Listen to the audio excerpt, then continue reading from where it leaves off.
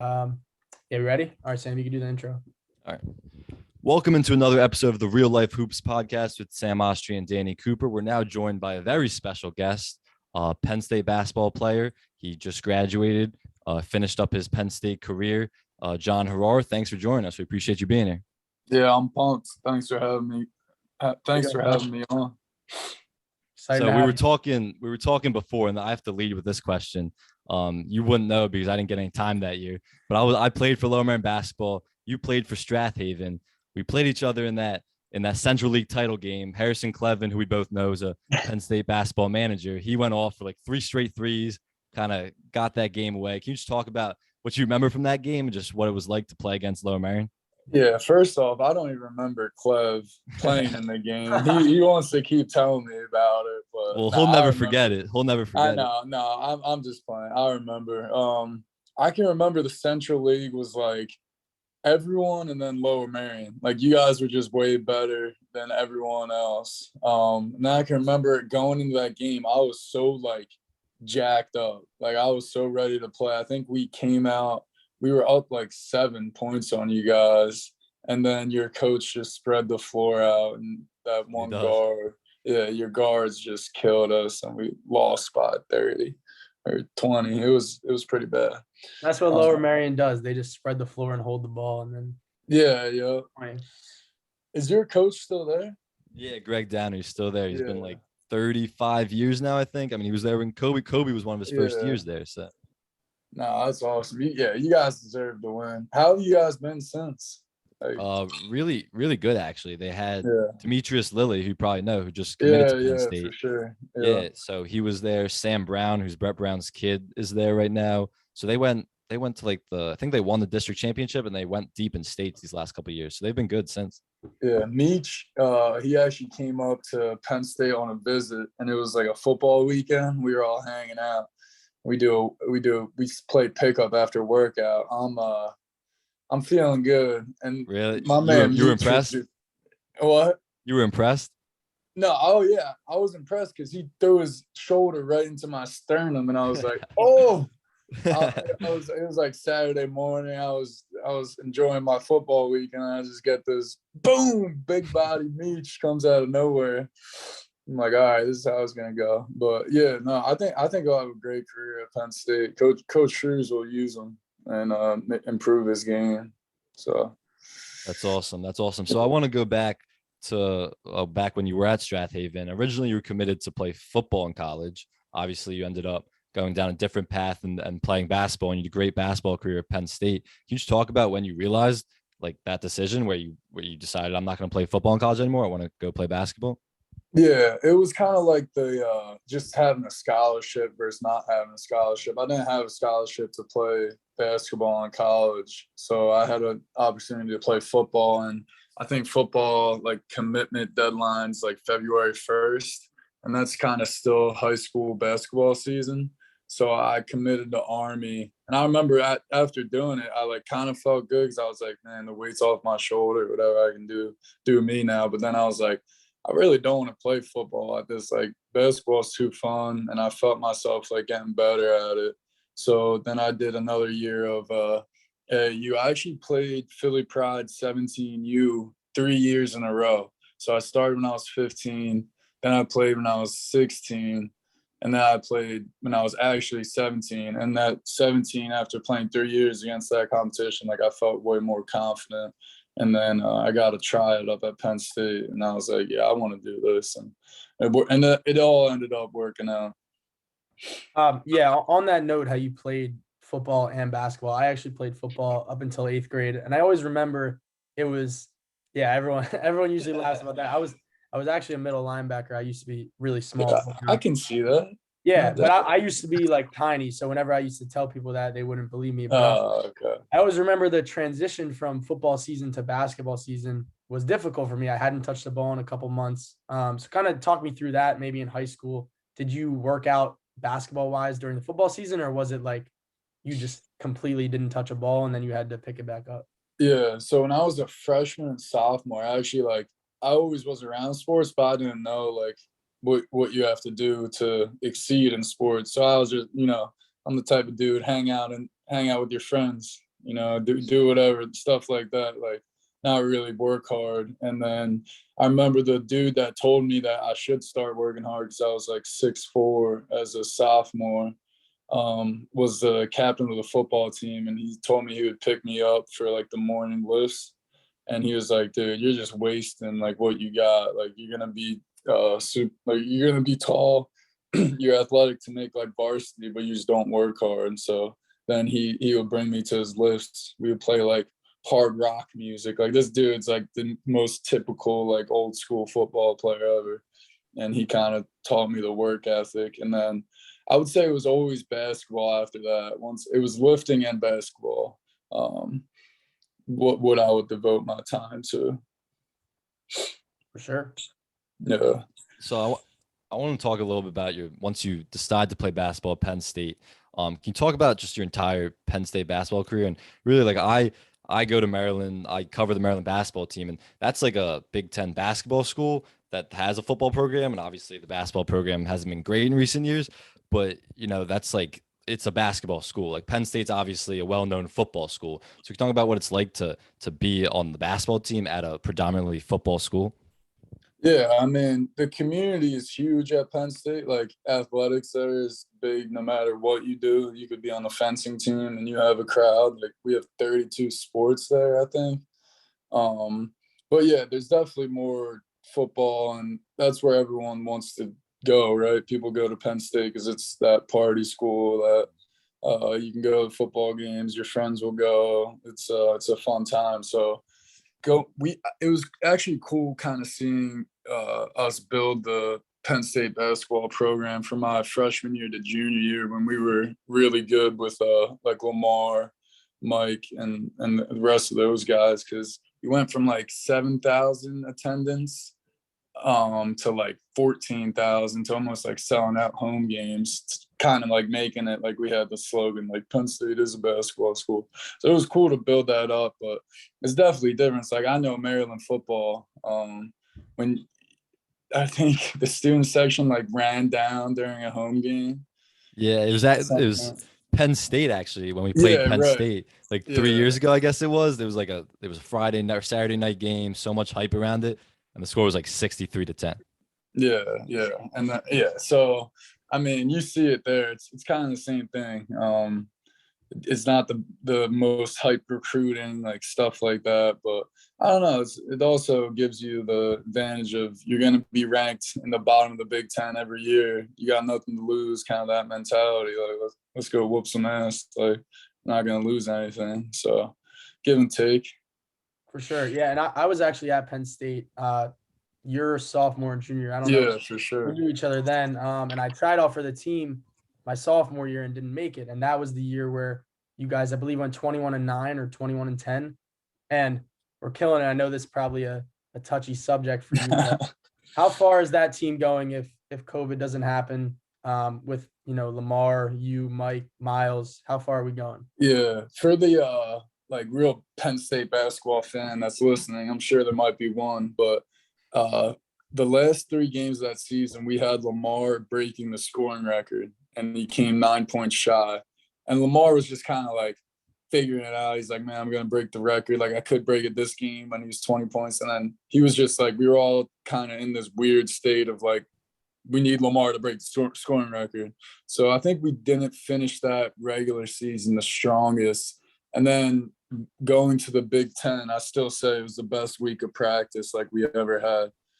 Everyone was ready to play. We go warm up at Indiana for our first game in the Big 10 tournament. I forget who it was against. It was in Chicago, right? The tournament? Chicago. I don't know. Somewhere. It was in Chicago. I believe it was, yeah.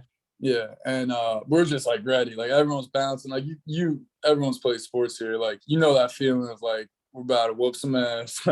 Let's play some games. So I think we could have went really far, like Sweet 16, Elite 8, whatever. I think the NCAA tournament is also a lot of luck. Like you see some teams just got to catch them on the wrong day. Like does the best team win the NCAA tournament every year?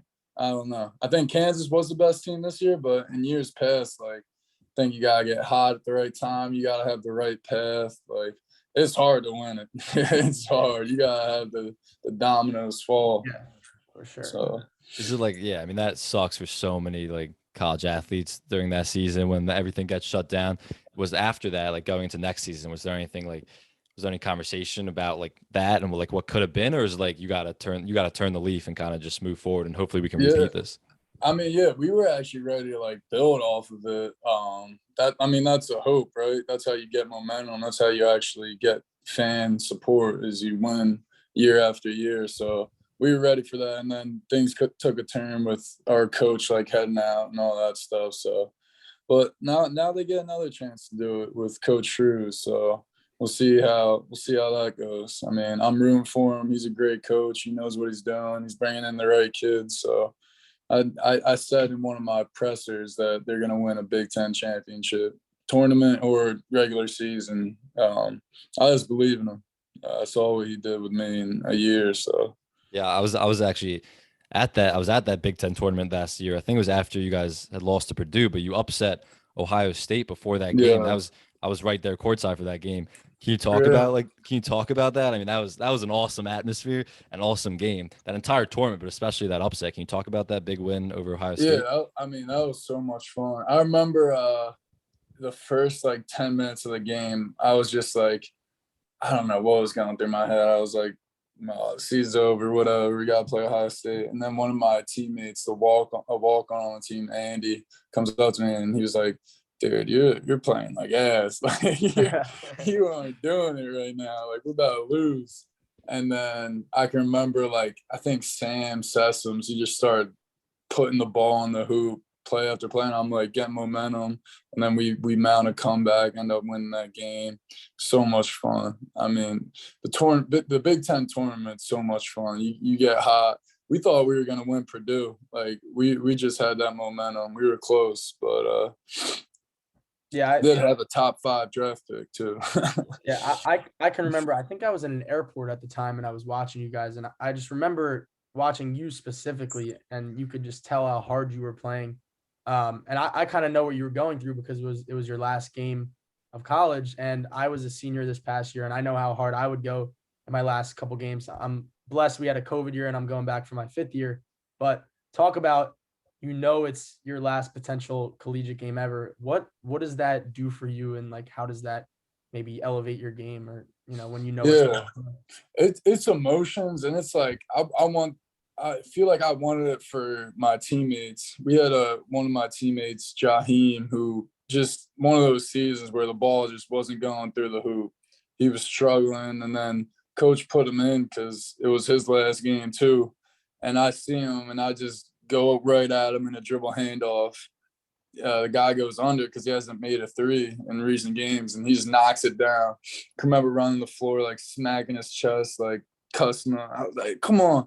And then same play we ran, it's my choice where I go the dribble handoff, left, right, whoever I want to get the ball. I go right at Ja. They go under again, and he hits a 3. And like, I don't know, that for me that's what it's about. Like that, the dude, he couldn't find the bottom of the rim. He's a great shooter. And then we go play Purdue, top 5 team in the country.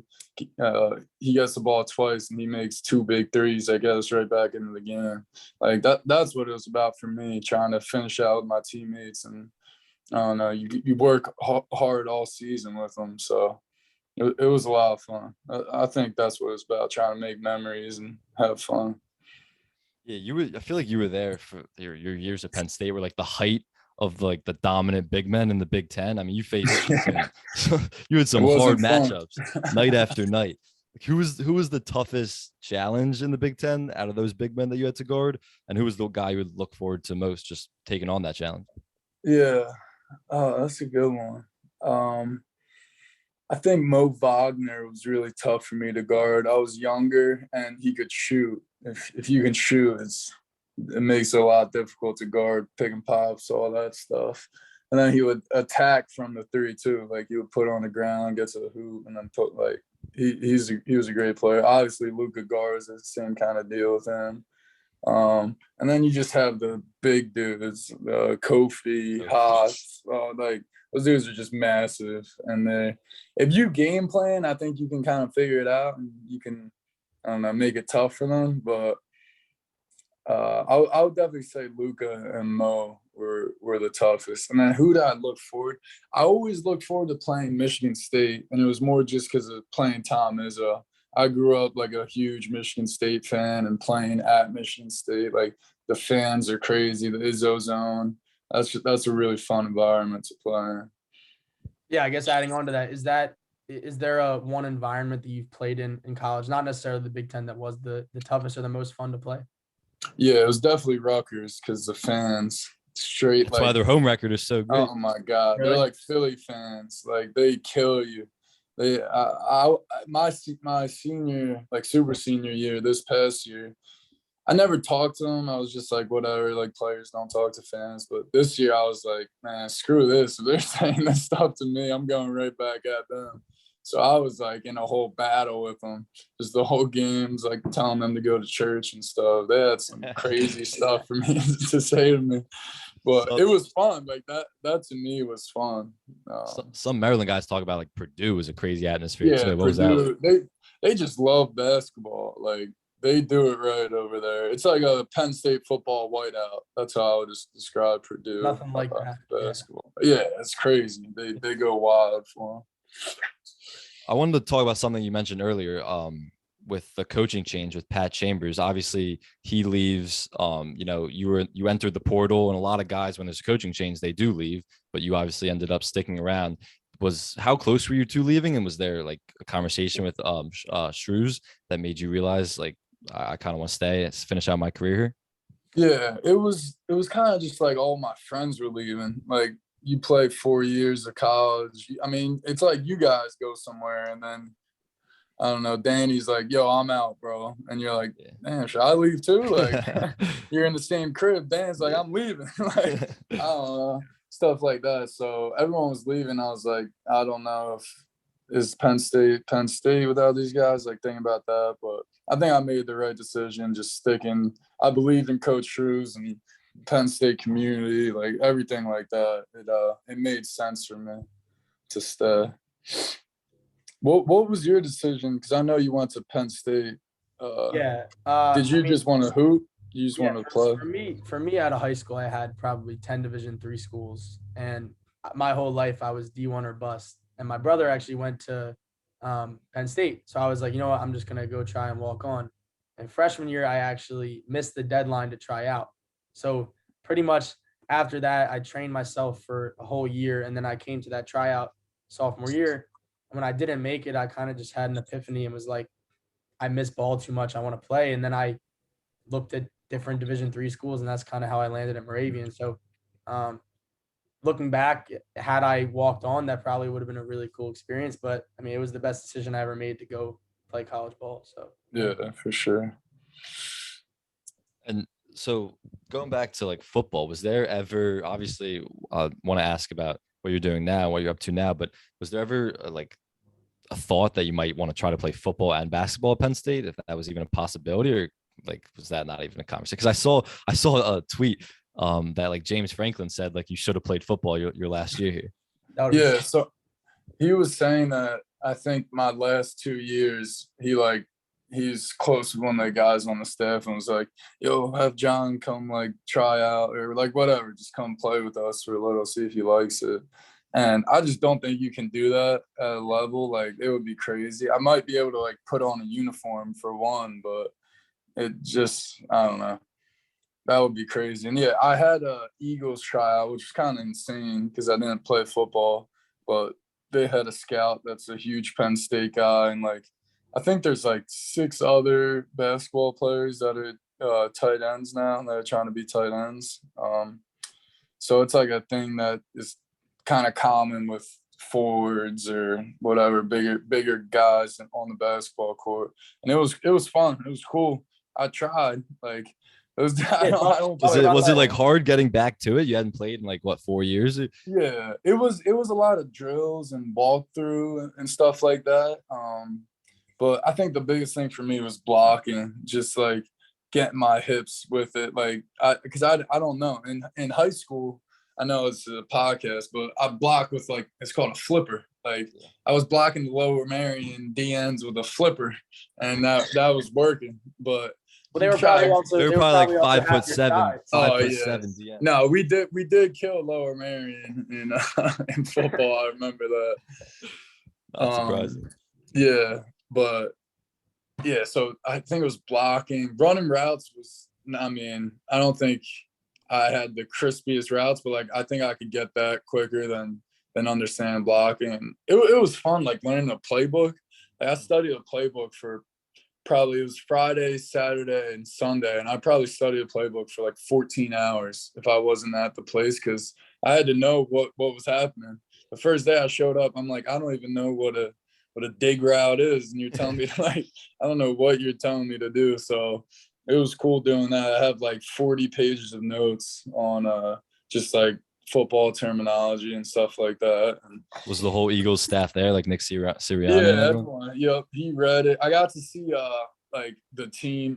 Miles Sanders was at Penn State during my year, and I got to see him out, and he like saw me in the hallway. He's like, "The hell are you doing here?" Like, I don't know. I'm hanging out.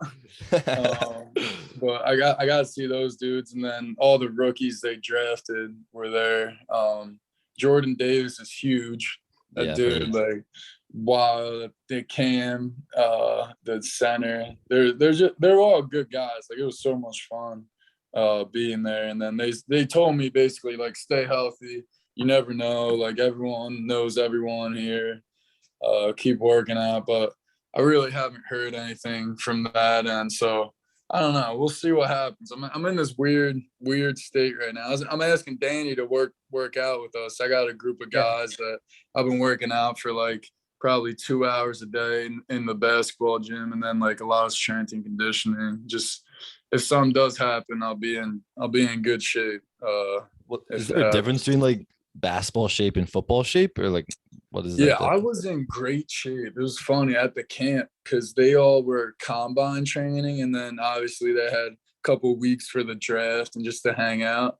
And I felt like I was like a marathon sprinter compared to these guys. I'm like, this part is easy. Everyone's like tired after running some routes, and like obviously the linemen got to be big, but some of them are like struggling. I'm like, oh man, like we're doing like walkthrough here. But I just think basketball is like you got to be lean and in shape, and you're sprinting. And football, same thing. But I think different positions have to have different, attributes. So.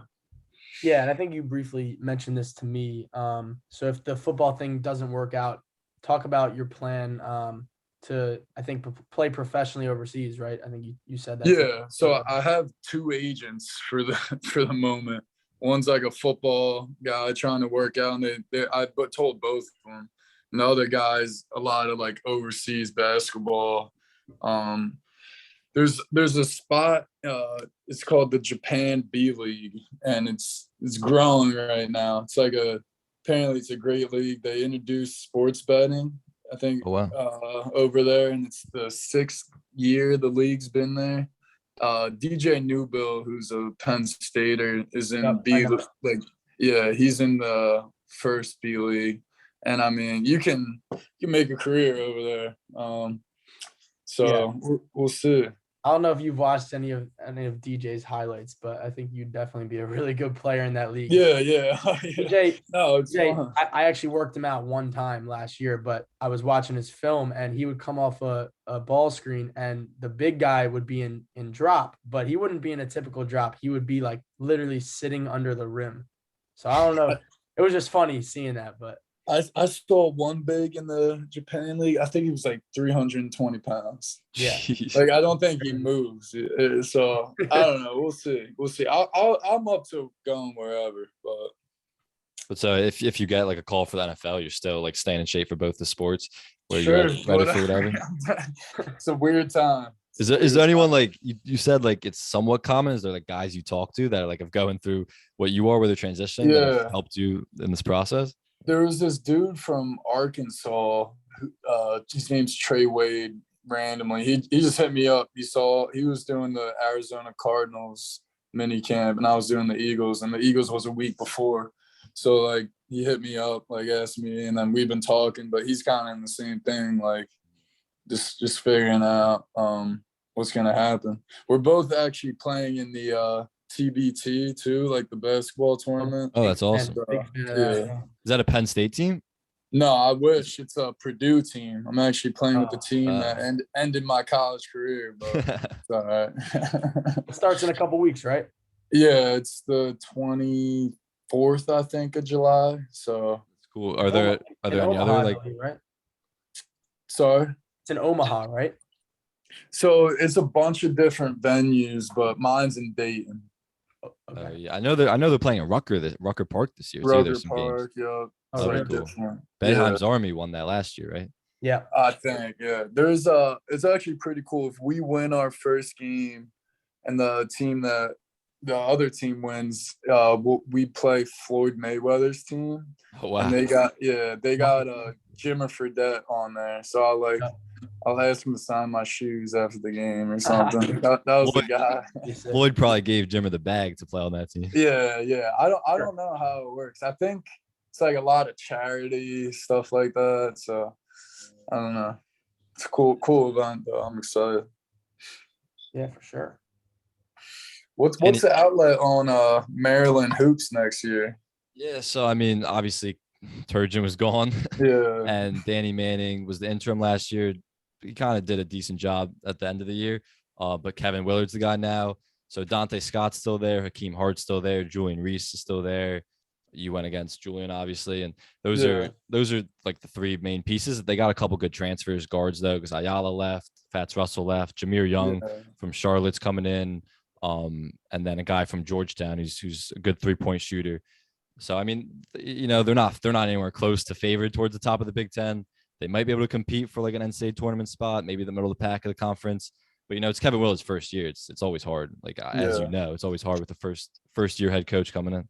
Yeah, you got to figure it out. Yeah. Well, that's all I got. You got anything else, Danny? No, I think we covered everything. I mean, John, is there anything you want to add or? No, I mean, I'm just trying to work out, Dan. We got to get in the gym. I need to work on my guard skills. No, I got you. Man, stuff doesn't work. I can go do a layup in my front yard.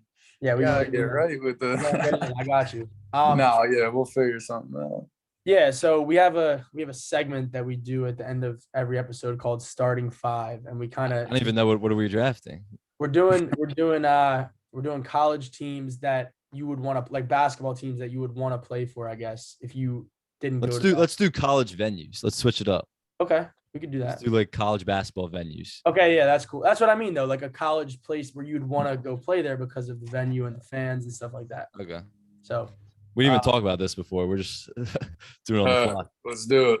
So yeah, so you get first pick, and basically just besides Penn State, like actually I guess you could pick Penn State, but any basketball school that you think would be cool to play at. And then we do like a little draft. So yeah. So I just pick whatever team. Yeah, any team. Yeah. I'm going to Rutgers, baby. Okay. I gotta go to my people. All right, Sam, you go second pick. All right, I'm gonna go Kansas. I feel like in that Allen Fieldhouse, people say it's like the craziest environment in all the college basketball. Now I'm gonna take Duke. Cameron Crazy's the Duke network is crazy. The Brotherhood. And then my second pick, I'm gonna go UCLA. I feel like they got a lot of history. It's a nice campus. It's not a high point for the program right now, but College Park, the Xfinity Center. Do you have any crazy Xfinity Center moments? 'Cause when that place is packed, it gets rowdy. Yeah, I think. See, Penn State doesn't bring a crowd. That's the one thing about like when we travel. Like it's not like Maryland's playing Penn State, we got to go. But my sophomore year, I think you guys were Ant Cowan, Bruno, and you guys had some big Kevin Herter, all those guys. And I just remember like the flag you guys put in the student section. Yeah, they dropped down that flag. Yeah. So that was cool. You guys had a stacked team though. Yeah. Also, the COVID year, the same year we were talking about for you guys. Well, Maryland traveled to Penn State, and you guys beat Maryland. Yeah, that was the year they were like a top 10 team in the country. They were supposed to go far too. I think it was number 4 when we beat you guys. Yeah, that was big. Yeah, that was fun. All right, my second pick, I'm sticking in the Big 10. I'm going Michigan State. Just with Izzo. I don't know any other basketball, but for my third. Is my third now? Or no? Yeah, you get the two in a snake. row. All right, let me pick somewhere. I low-key want to go to Miami just to I don't know, it's goddamn Miami. Who wouldn't want to be there? So for sure. Can't argue with that. That's a great pick. What do I have? College Park and what was my first one? I don't even remember. Kansas. Yeah. College Park in Kansas. All right, I'm gonna go Villanova. I mean, one of the best programs in the country. How could I not? It's a great pick. I got Duke and UCLA. I'm gonna go. I'm gonna go Penn just because the Palestra is sick, but I don't know if how crazy their games get. And then I'm gonna go. Think this through. Kentucky. I'm gonna take Kentucky. I feel like they got the most passionate fan base in the country, so I'm gonna take them. I'm staying in the Big 10 too. I'll go Wisconsin. Madison goes crazy. Yeah, I do like Madison. That was the one place that the Brad Davidson, their captain. When I was in transfer portal, he reached out to me. He's like, "Yo, let's go fishing and golfing. Madison's sick." And I was like, "Dude, doesn't it snow up there?" I've been there. It's freezing, but it's a nice ass city. Yeah, it's nice. Brad's so funny. He's such a good kid, but social media somehow pegged him as a cheap shot, bad kid. Because he's the white guard that's been there for 5-6 years. Yeah. He's getting married, I think, in 5 years. Yeah. Wow. You get back to back. Back to back. Oh my God. I'm going Arizona as my 4. And then for 5, somewhere in Cali. I'll go to Cal. Just Cal. Berkeley. Yeah. I'll stay on the West Coast just because I think they have the coolest core in college basketball. I'll go Oregon. Yeah, that's a good one. All right, well, who do I have? Duke, UCLA, Kentucky, and who's my other one? I have no idea. Oh, and Penn. All right, I got one more. Last pick, I'm gonna go Moravian University. Actually, how could you not? No, I'm not gonna take Moravian. I'm gonna take Yeshiva University. Okay. Have you guys ever seen those videos of Yeshiva? What? I know who's their best player on the team? Yo, Ryan Terrell. John, you gotta look this up on YouTube. Yeshiva University's crowd might be the craziest in the country. It's ridiculous. I was in the transfer portal, and they were my top 2. Yeshiva are staying at Moravian, and the crowd is the craziest shit I've ever seen. Really? Yeah, I gotta see that. That's what makes a college basketball game, the crowd. You could play wherever. If you don't have a good crowd, it's over. Sure. Yeah. Is that your last pick? Yeah, that's my last pick. Get out. All right. So everyone just say their teams real quick. I'll start. I got Maryland, Oregon, Wisconsin, Nova, Kansas. Oh, I got Rutgers, Michigan State, Miami, Arizona, and Cal. And I had Duke, UCLA, Penn, Yeshiva, and I always forget. Kentucky. Kentucky. So we need y'all to let us know in the comments whose team was the best. As always, I think that wraps it up. All right, John. We appreciate you being here. This was fun. Thanks for your time. Yeah, go Lower Merion, baby. I'm rooting for Meach, so I'm rooting for Lower Merion. Yes, sir. We'll all be following him at Penn State. No doubt. And I'm rooting for Dante Scott and Hakeem. So I'm rooting for Maryland too. That's awesome. Yeah, Dante, if he has a good year, he could get some draft buzz. Oh yeah, for sure. He would definitely be a 2-way, whatever. Yeah. You guys seen the draft? The draft, you got to be 19, 18 years old, and Hakeem Hart's been getting some buzz. I was actually when I was at the Big 10 tournament, I was talking to Mike Schmitz, who was like the ESPN draft guy, but he took the job at Portland now. He was there. I was asking him like who he was scouting on Maryland. He was like Hakeem Hart's the guy's like locked in on just because like so long, great defender. If he picks up the shot. That's what the NBA wants for sure. I think all like after the top 3 picks, it was all that like lengthy wing guard combo. Yeah. Hakeem's great. They beat us in the state second round when I was. They beat us too. They beat us too in the second round. I think it was his junior year at Roman. So no, he's great. He's like 6'6" guard. So he's tough for sure. Yeah. You gotta be able to shoot threes, and you gotta be able to guard whoever 1 through 5, 1 through 4. Yeah. That's it. All right, John. Appreciate it. Thanks for listening, everybody. All right, John. Peace. See you guys.